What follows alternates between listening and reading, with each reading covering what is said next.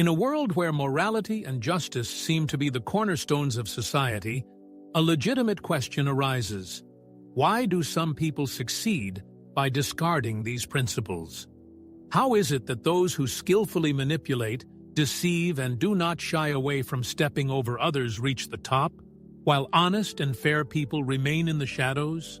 Perhaps each of us at least once in our lives has experienced the bitter disappointment of seeing the world elevate those who seem to be least deserving of it. This is not a mere coincidence, but a reflection of the dark logic that governs human relationships. The reality is that the world is not a magical fairy tale where good is always rewarded and evil is inevitably punished. In the complex weave of life, decisions and morally ambiguous actions often play a crucial role in determining who succeeds and who is left behind. But is success achieved at such a cost worth the effort? Are we willing to sacrifice our principles to achieve our goals? To find answers to these difficult questions, we need to turn to the past, to the works of one of the most controversial thinkers in history, Niccolò Machiavelli. It is in his works that we can find the key to understanding why we so stubbornly believe in the unconditional victory of good. From the cradle, we are taught to believe in the triumph of justice, where brave heroes defeat villains and virtue is invariably rewarded. However, the harsh reality and the course of history often paint a different picture. Take, for example, the corporate world, where promotion does not always go to the most hard-working and honest employees. Success often goes to those who skillfully manipulate the system, weave strategic alliances, or even undermine competitors. Let us turn to the political arena, where charismatic but unscrupulous leaders often rise to power, while the voices of sincere champions of the public good go unheard. Why does this happen? Is the world inherently unfair, or do we simply not know the true rules that govern this dynamic? The truth is that the world is more like an impenetrable jungle than an impartial court. In the wild, it is not the weakest that survive, but the fittest. Excessive sensitivity can become a burden in an environment where lightning-fast and strategic decisions are required. While we hesitate for fear of making a mistake or hurting someone, others rush forward without hesitation, without looking at the consequences. This unpalatable reality explains why justice is not always served. It makes us wonder if we are playing the game of life by the right rules. Is our adherence to moral principles just a convenient illusion that prevents us from seeing the world as it really is? The problem of choosing between morality and profit is vividly illustrated by Niccolò Machiavelli's observation that the loss of an inheritance is more painful than the death of a father. This harsh but true thought makes us think that for many people personal gain is more important than principles. Every person has probably faced a situation when breaking the established rules promises radical changes in life. The question is, to what extent are we willing to compromise our beliefs in order to achieve success? Understanding this life conflict should not lead to cynicism or a rejection of moral guidance. Rather, it is a call to recognize that the world is a complex field of achievement, where good intentions alone are not enough to thrive. Recognizing this reality legitimately raises the question of how emotional detachment and disregard for ethical norms allow certain individuals to move more quickly to the top.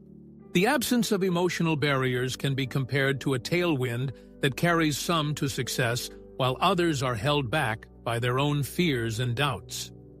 What is it that distinguishes those who do not dare to cross the line from those who unashamedly pursue their goals regardless of moral principles? The clue to success sometimes lies in emotional detachment and the ability to act decisively, not allowing remorse, shame, or compassion to restrain their movements. For some people, these feelings become an insurmountable barrier, while for others, they do not exist at all. Let's imagine an exciting swimming competition. While the majority of participants strictly follow the rules, taking a break at the edge of the pool to recover their breath or adjust their rhythm, there are those who disregard the restrictions and rush to the opposite edge of the pool straight ahead, not afraid to take a shortcut or interfere with competitors. These swimmers are not said to have greater strength or speed, but they are invariably first to the finish line because moral principles do not override their desire to win.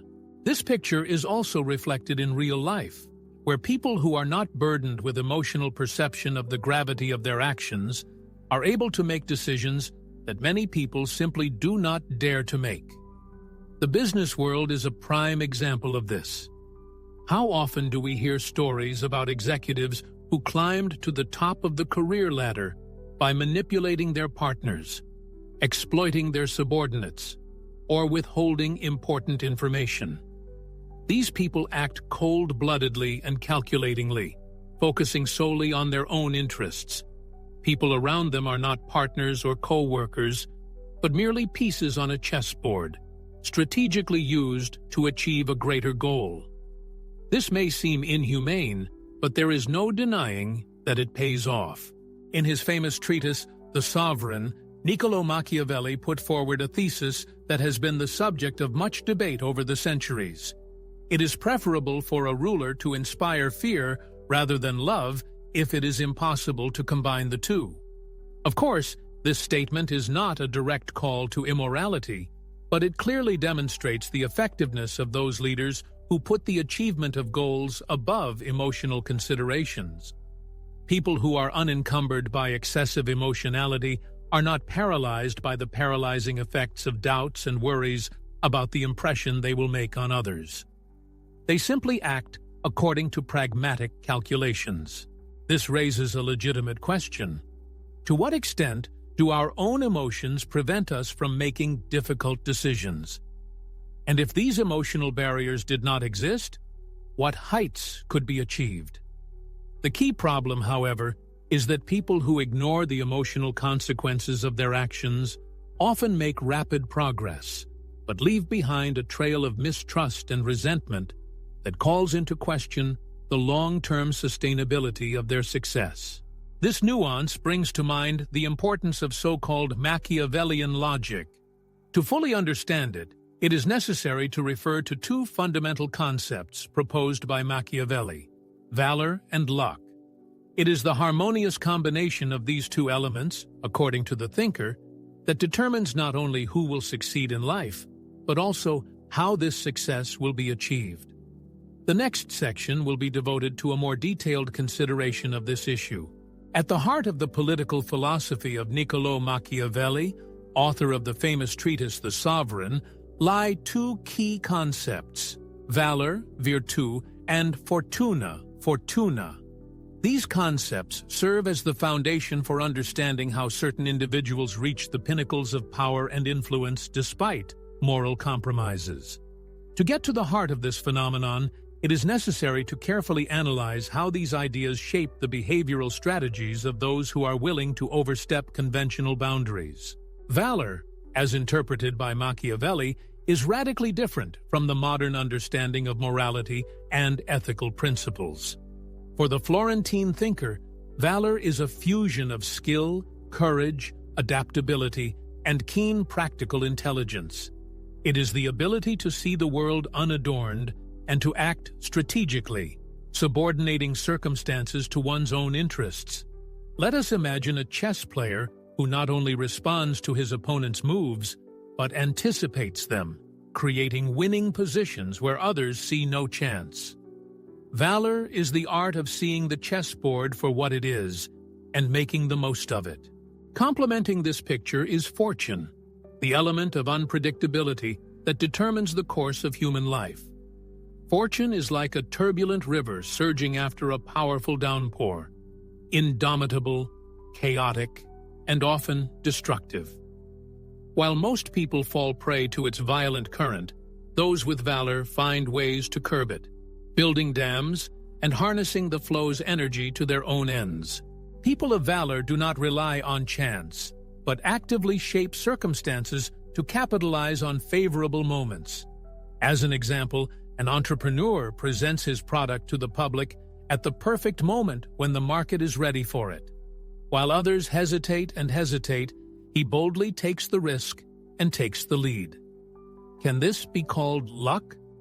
Absolutely. But without strategic thinking, the ability to adapt to the situation and the courage to act, this chance could have gone unnoticed. This is the harmony between dignity and luck. Niccolò Machiavelli argued that fate controls only half of our lives, while the other half is at our mercy and depends on our actions in the face of uncertainty. And this is where unscrupulous individuals have an advantage. They quickly identify opportunities and do not hesitate to seize them, even if it requires violating accepted norms or manipulating circumstances. While people with high moral principles weigh the ethical implications, pragmatic businessmen act immediately. But a reasonable question arises. Are bold endeavors always successful? And what are the limits of human dignity in a world where fortune is so capricious? Machiavelli warns against blind faith in luck, for it is fickle and can change its favor at the most unexpected moment. The real challenge lies in the skillful combination of personal qualities and the strategic use of favorable circumstances, so that success is not entirely dependent on fortune. This analysis leads to the next important question. Even if valor and luck can explain the rise of many unscrupulous individuals, how durable is such success? And will not the price for disregarding moral principles and multiplying enemies be prohibitive? Let us look at this dilemma in more detail. The price of unbridled ambition is like a hidden debt that will sooner or later need to be repaid.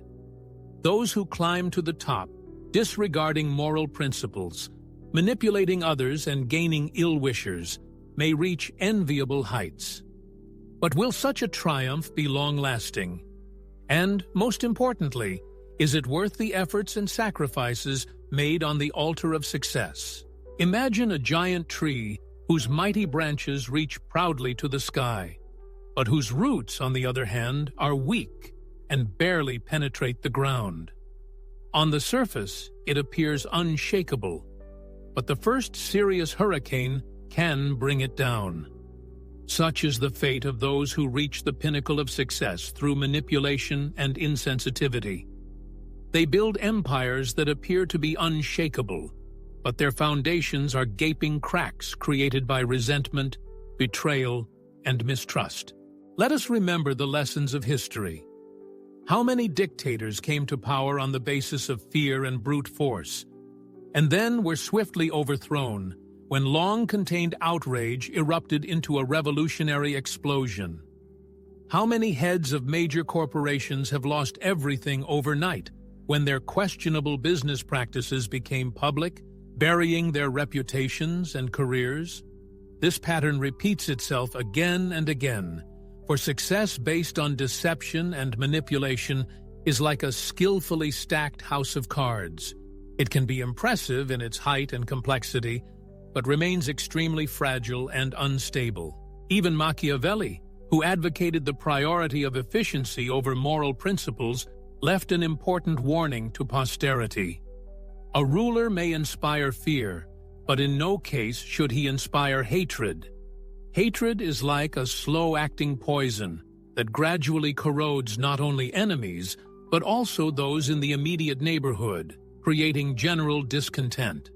As a result, one becomes vulnerable, and the question naturally arises, when will the fall come? It becomes an ongoing paranoia, a constant fear of being overthrown. And this is a burden that few people think about when going head-to-head. The higher a person climbs the ladder of success, disregarding moral principles, the more lonely and precarious their position becomes. Sincere, trusting relationships disappear, giving way to alliances based solely on personal gain. Every look becomes suspicious. Every gesture is scrutinized. Can such an ascent be considered a triumph?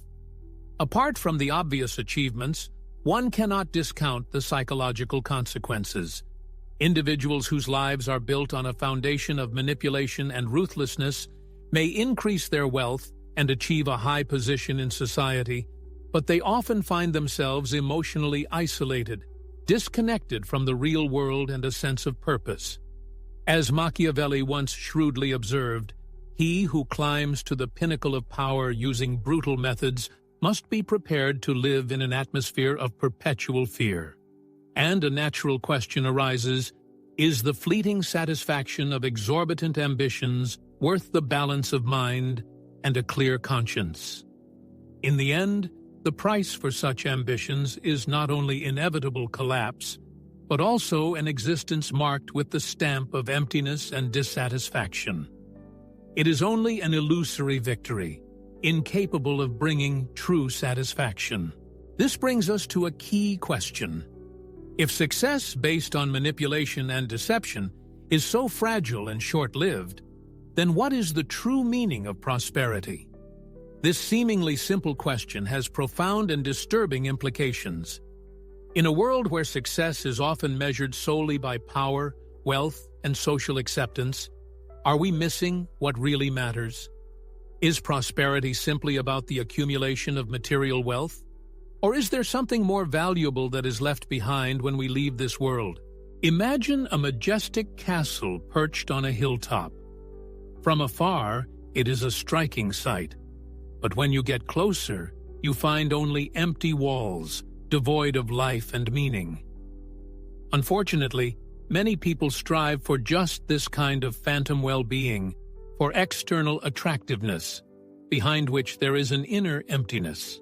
The lust for power and wealth, fueled by manipulation and selfishness, often leads to a person's existence becoming emotionally colorless and spiritually barren. Viktor Frankl, who survived the horrors of the Holocaust, argued that the meaning of life lies not in achieving success, but in having a high purpose. Without such a goal, even the most outstanding accomplishments lose their significance. So what happens when a person sacrifices his principles and relationships to achieve meaningless success? He may reach heights that many will envy, but when he looks inside himself, all he finds is loneliness and dissatisfaction. Think of prominent leaders who have left an indelible mark by positively impacting the lives of others. At the same time, those who succeed through dishonest means may gain wealth, but often leave behind a trail of destruction and resentment. Which of these two behaviors do you think will matter more in the long run?